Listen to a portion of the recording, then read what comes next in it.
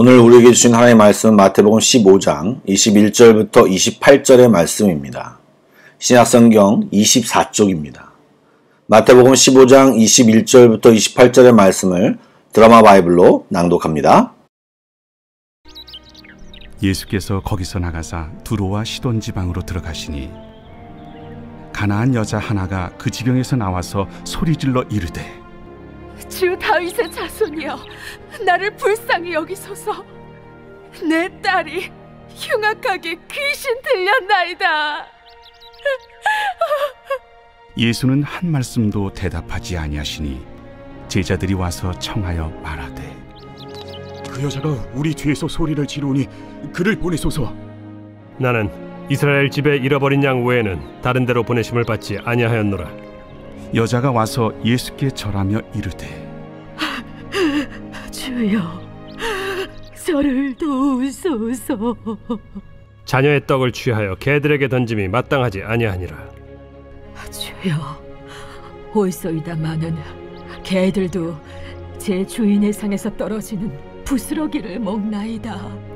여자여, 내 믿음이 크도다. 내 소원대로 되리라. 그때로부터 그의 딸이 나으니라. 토요일 아침입니다. 주의 은혜가 충만한 시간이 되시길 바라며 내일 주일을 잘 준비하는 귀한 토요일이 되시기를 축복합니다. 아멘. 오늘 본문 21절 말씀을 보니까 예수님께서는 주로 활동하시던 갈릴리 지역을 떠나 두로와 시돈 지방으로 가셨음을 밝히고 있습니다. 두로와 시돈은 이스라엘 지역이 아니고 팔레스틴 북부에 위치하고 있는 지중해 해안 도시 국가들입니다. 그곳에서 주님은 가나안 여인이라고 소개된 한 사람을 만납니다. 그 여인은 주님을 향해 자기 딸이 흉악한 귀신이 들렸다며 불쌍히 여겨달라고 부르짖고 있었습니다. 가나안 사람이라고 하면 원래 이스라엘 땅의 원주민이었으나 출애굽한 이스라엘에게 쫓겨난 이방인을 뜻합니다. 그러한 역사적 스토리는 지금까지도 이스라엘과 주변 나라들과 갈등을 가지고 있을 정도입니다.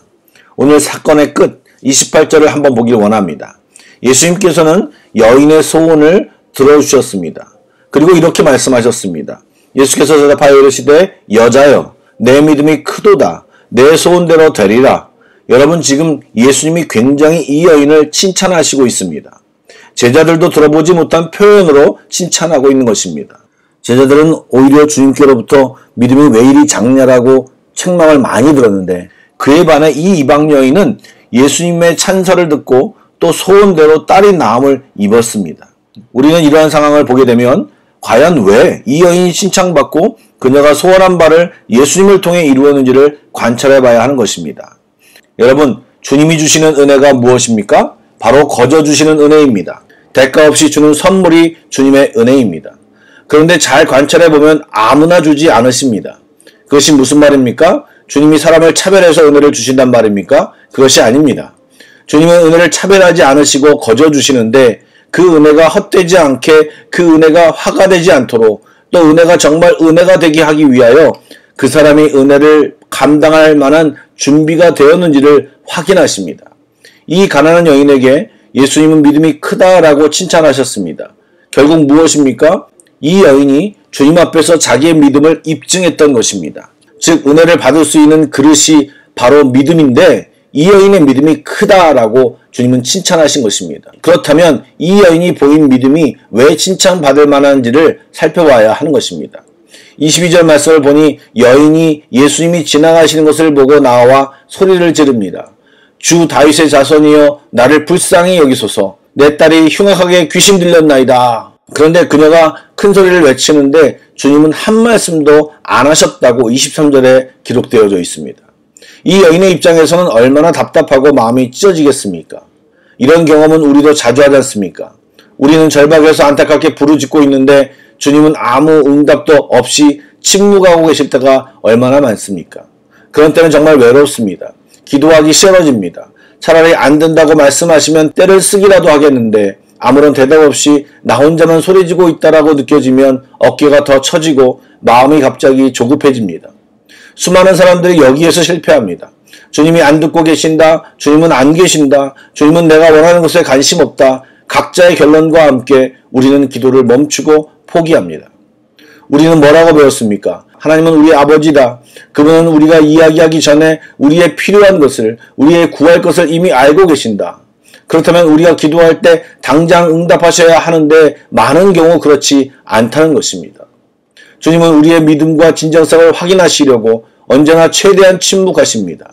우리의 인내심과 진정성을 시험해 보십니다. 그런데 우리는 늘 거기서 걸려 포기하고 많은 경우가 태반입니다. 그런데 이 가나안 여인을 보십시오. 그녀는 주님의 묵비권에 굴복하지 않았습니다.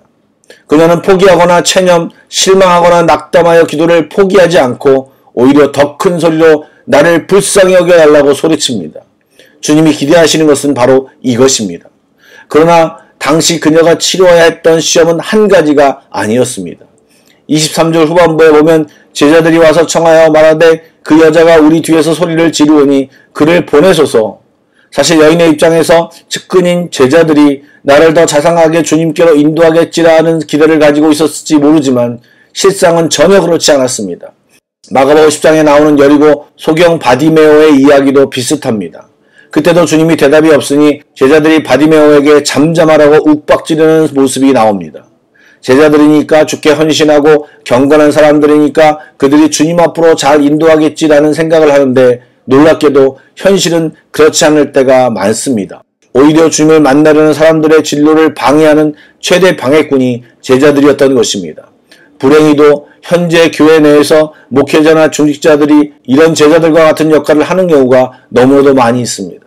우리 모두는 축복의 통로, 주님의 통로가 돼야지 반대편에 서서 주님께 나오는 자를 방해하고 장애물이 되어서는 안 될 것입니다. 그리고 반대로 주님께 나아가는 자들에게는 이러한 방해와 장애물이 있음을 알고 그것에 멈칫거릴 것이 아니라 악착같이 버티고 주님께 계속 나아가야 함을 이야기하고 있는 것입니다. 그런데 가나안 여인이 당한 시험은 이것이 전부가 아니었습니다. 더 무서운 시험이 남아 있었습니다. 그것은 보다 노골적이고 직접적인 주님의 거부와 모욕이었습니다. 24절을 읽어볼까요? 예수님이 대답하여 이르시되 나는 이스라엘 집에 잃어버린 양 외에는 다른 데로 보내심을 받지 아니하였노라 하시니. 또 26절입니다.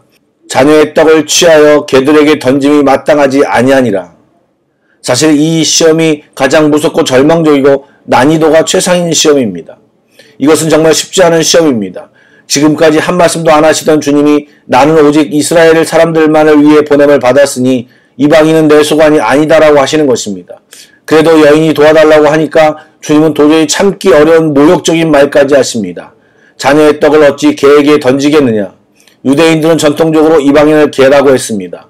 사마리아 사람이나 이방인은 자폰을 한다고 해서 개라고 불렀던 것입니다.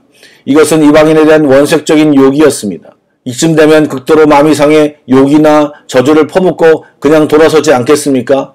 우리 같으면 펄펄 뛰며 구원이고 뭐고 다 둘러엎지 않겠습니까? 우리는 누구든 내 자존심을 도발하면 못 참습니다. 그런데 이 가나안 여인은 모욕적인 말을 들어도 맞장구를 칩니다.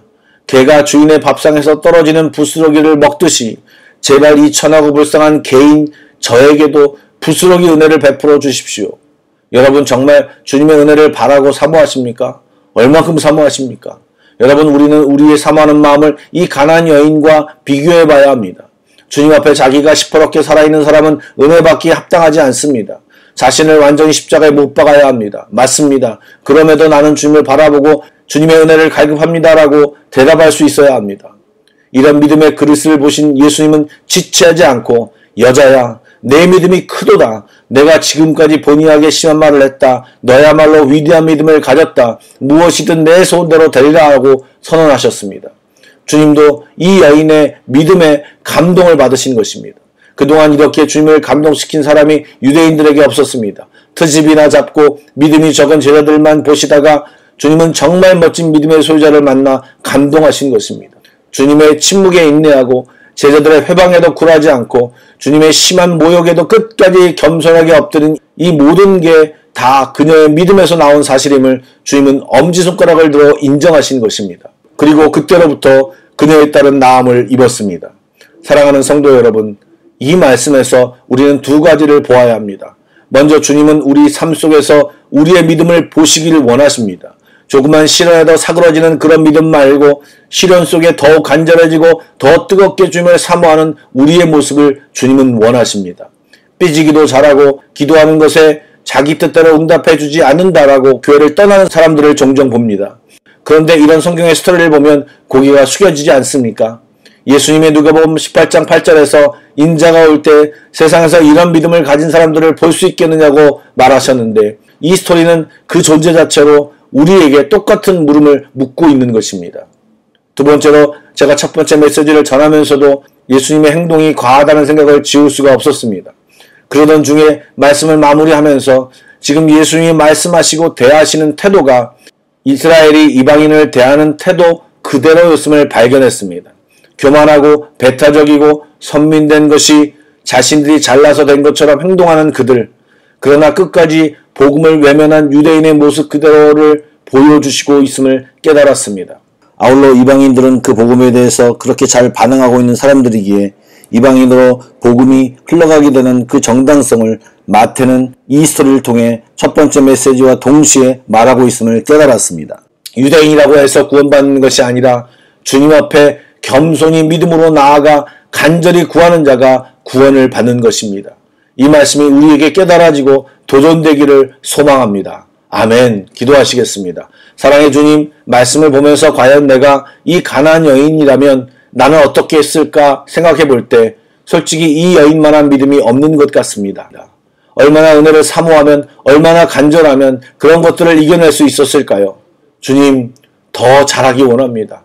더 성장하기 원합니다. 주님 앞에 더 순전하기를 원합니다. 주님, 포기하지 않고 겸손히 인내하는 참 믿음 갖기를 소망합니다. 주님의 은혜를 더 맛보고 주님밖에 없음을 우리 삶 속에서 체험하며 고백하기를 소망합니다. 주님, 우리 안에 역사하여 주옵소서. 우리 교회 안에 역사하여 주옵소서. 신실하신 주님을 신뢰하며 예수님의 이름으로 기도드립니다. 아멘. 찬양을 묵상하시고 합심 기도와 개인 기도로 나아가겠습니다.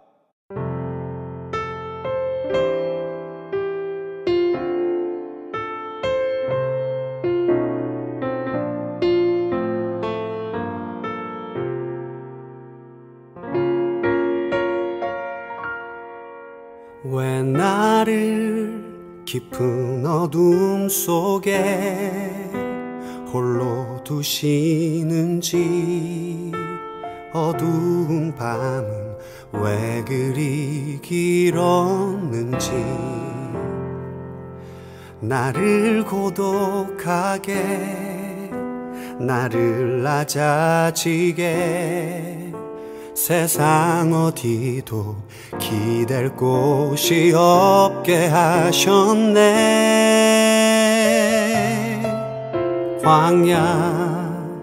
광야에 서 있네.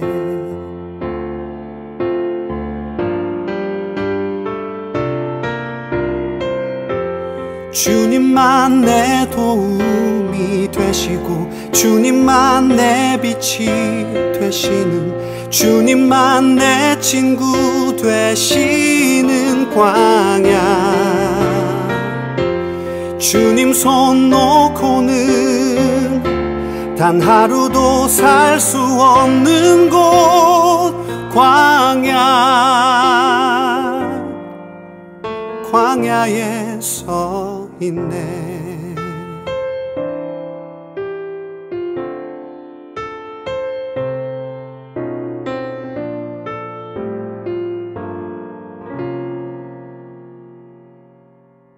왜 나를 깊은 어둠 속에 홀로 두시는지, 어두운 밤은 왜 그리 길었는지, 나를 고독하게, 나를 낮아지게, 세상 어디도 기댈 곳이 없게 하셨네.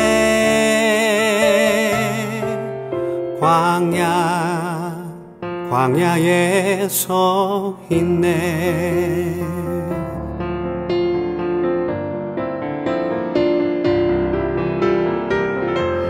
주님만 내 도움이 되시고 주님만 내 빛이 되시는 주님만 내 친구 되시는 광야.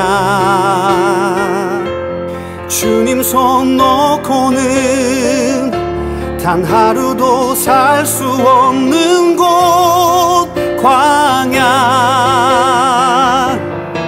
광야. 주께서 나를 사용하시려 나를 더 정결케 하시려 나를 택하여 보내신 그곳 광야. 성령이 내 영을 다시 태어나게 하는 곳 광야. 광야에 서 있네.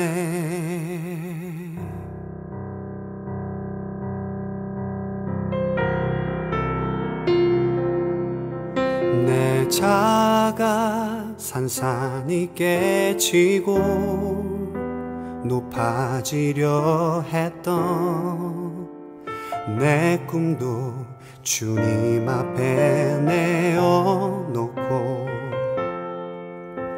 오직 주님 뜻만 이루어지기를 나를 통해 주님만 드러나시기를.